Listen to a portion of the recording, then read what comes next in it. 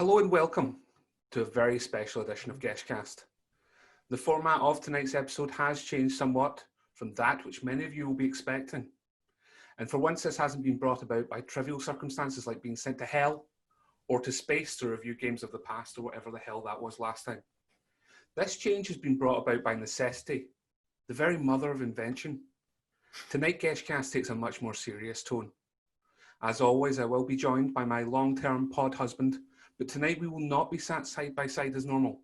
Tonight we sit opposite each other as interviewer and interviewee. My name is Philip Madison, and tonight we Geshcast investigate the Lasagna Toasty, aka one piece of heaven with the aftertaste of hell. I'm joined tonight by one of my closest friends of many years, a talented artist in many fields including art, dance, music. He's the co-creator of the West of Scotland's first and best podcast empire. Thank you very much for joining me tonight, Mr. Gavin Spence. Gavin, how are you? I'm great, Phil. Thank you very much for that wonderful intro. I just want to say thanks for having me on the show. I appreciate the opportunity to set the record straight and tell my side. Always a pleasure, Gavin. Now, Gavin, you made the news last week following an adventurous sandwich choice and a tweet that would change the lives of hundreds, if not thousands.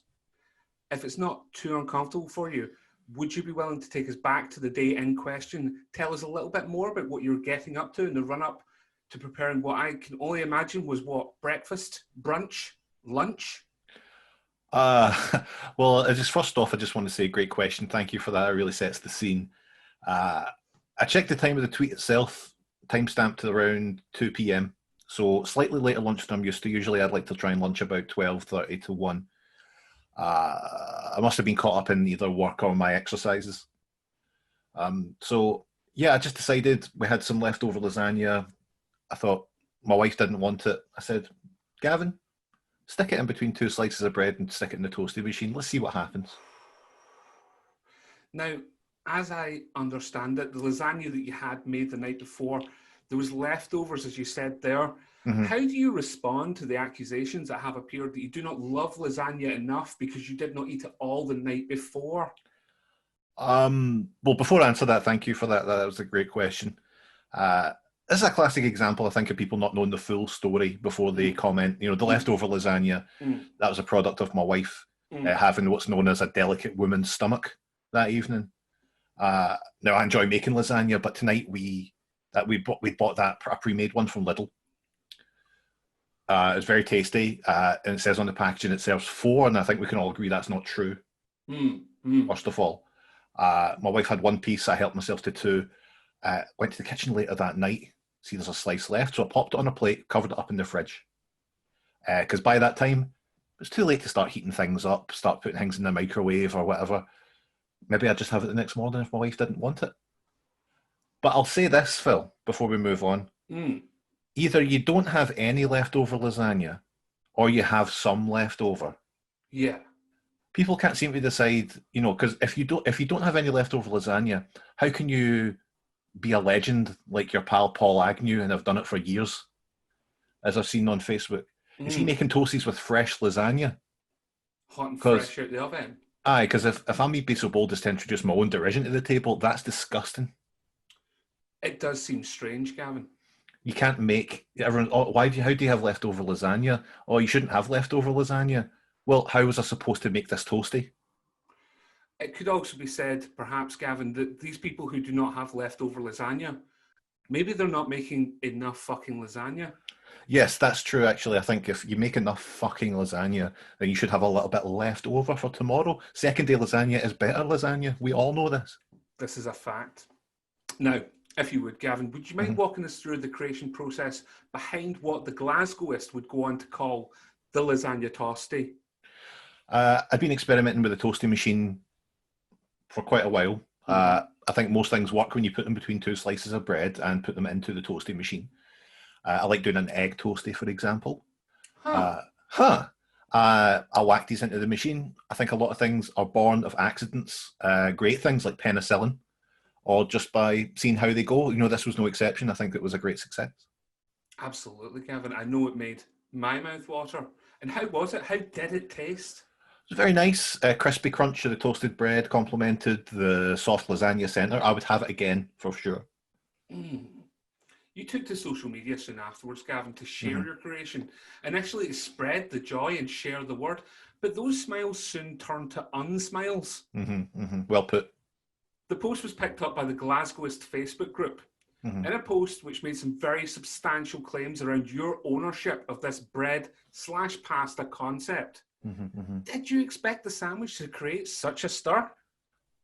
Well, I mean, who could foresee such a response, really? I mean, I've been really run the gamut this week in terms of the peaks and troughs, my emotions.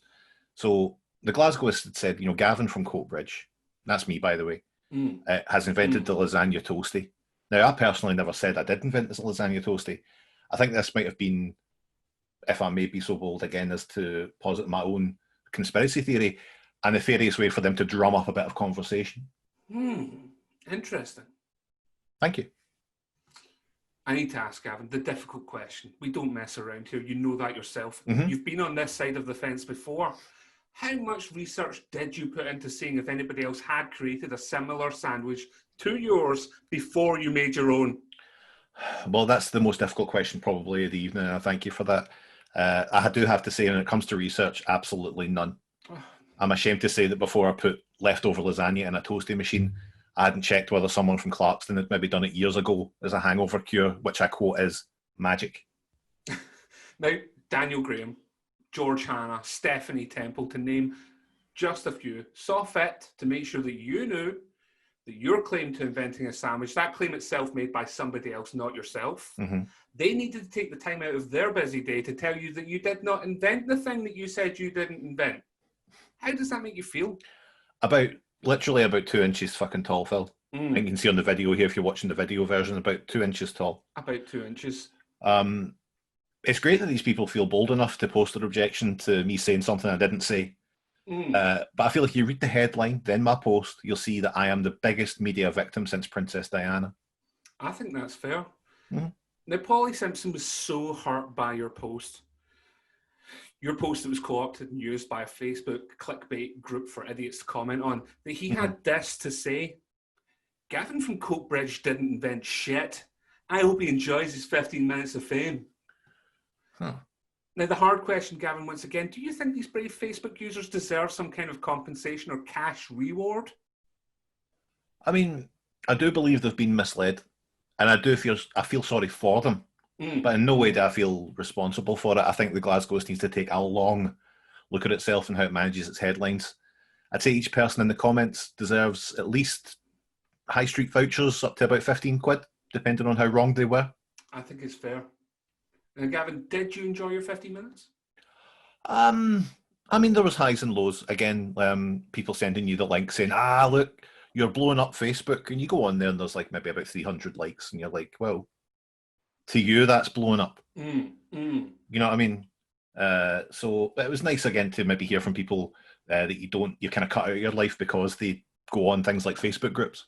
Well, Gavin, not all of the comments were negative. Oh, no. Some called you a genius, a legend, and other internet hyperbole that is used far too frequently and incorrectly. But you are an inspiration to many. Are you able to share any more of your sandwich bullets that may be coming up in the culinary lugar? I mean, the whole affair's definitely left me feeling a bit burned out and more than a little wary of sharing my private life online. It's sad to hear that. I want to say thanks to everyone who called me an absolute dino legend for doing this. And everyone who just put that crying laughing emoji and tagged their pal, who's always called Stephen Agnew, that says, "This is you." But squashing things in a toasty machine is fun. If I were to say what I wanted to be squashed next, intolerance. Fair. Gavin, thanks very much for joining me today. Oh, always a pleasure, Phil. Thank you for letting me tell my side. I think it's been educational and informative for us all. And remember, next week, we'll be talking to a lad from Stonehouse who's put a pie inside a wrap. Thanks very much, guys. That's fucking disgusting.